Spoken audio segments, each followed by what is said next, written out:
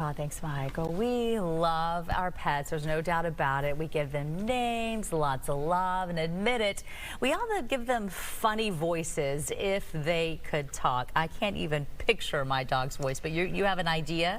There's one thing we think Gertie says when she's looking at me, that she's watching De Mama.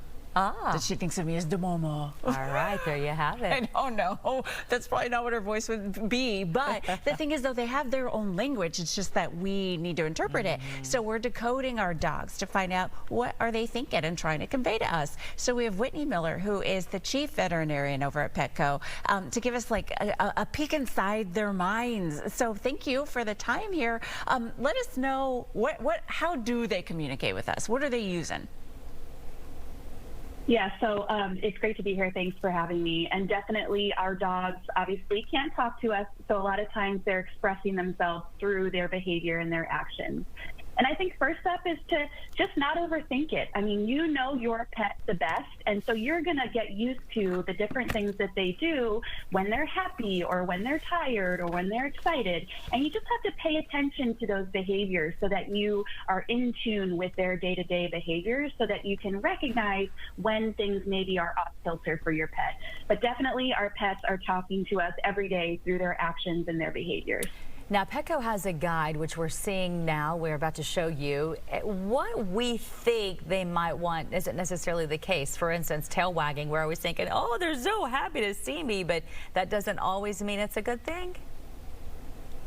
Yeah, I mean, again, some of these behaviors can mean different things when there's different either environmental stressors or other things going on. So tail wagging is a great example where obviously we're most used to our pets being excited. We're walking in the door, they're wagging their tail, they're so happy. But they can also wag their tail when they're excited, sometimes when they're stressed. And so again, not only paying attention to your pet, but what else may be going on in that environment so that you can be in tune with, wow, they're wagging their tail, but maybe there's some other signs that they might be a little stressed, or wow, they're super excited, maybe they need to get out some energy. Okay, specifically, I need to know for Gertie, she does not give me kisses. She will not lick my, I'm hoping it's because I wear makeup, but that's not the only way that they show affection. Like sometimes it could be like with their eyes too. Oh, absolutely. Their eyes, their body posture. I mean, one of my dogs, the way that she likes to express affection is to lean her 90-pound body against me just so she can get that kind of contact with me. So yeah, don't be offended if Gertie doesn't want to give you kisses. Okay. I'm sure she's expressing her affection in other ways. Okay, what about things that are a little more ominous, like growling or barking? When do we know when, hey, back off, or they're just being playful? Yeah, so again, being in tune with what their behaviors they're expressing, but also what's going on in the environment and knowing what can be triggers for what we call fear, anxiety, and stress in pets. So definitely barking, putting up the hackles, the fur on their back. Sometimes it can mean stress or, fear. Sometimes it's just, hey, I want to play with you, or I'm seeing my friend next door and we're excited to see each other.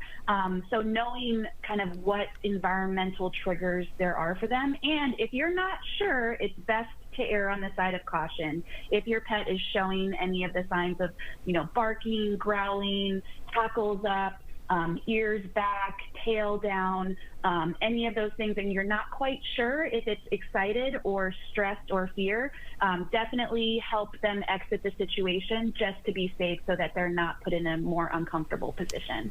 I do have a question. Sometimes, originally when Gertie was young, I thought she was excited, and then I come to realize she was anxious in a particular situation. So it sounds like it's kind of like having a child. You have to get to know their language, their signs, their personality.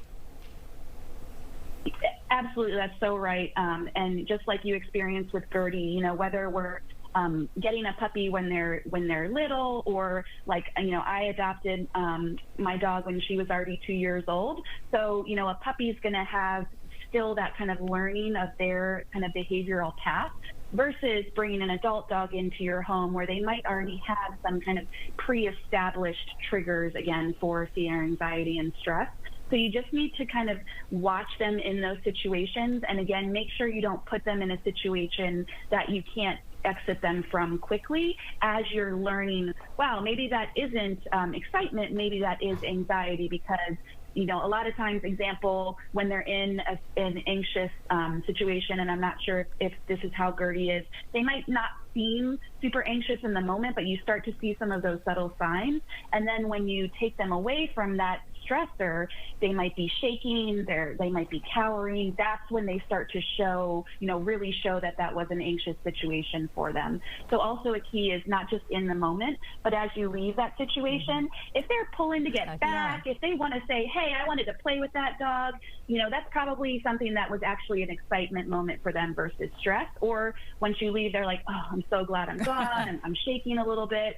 That definitely probably was an anxious situation for them. Got it. All right, Whitney, well, thank you for helping us decode our dog's body language. I think we need to pay a whole lot better attention to them and what they're saying to us after this conversation. Have a good one.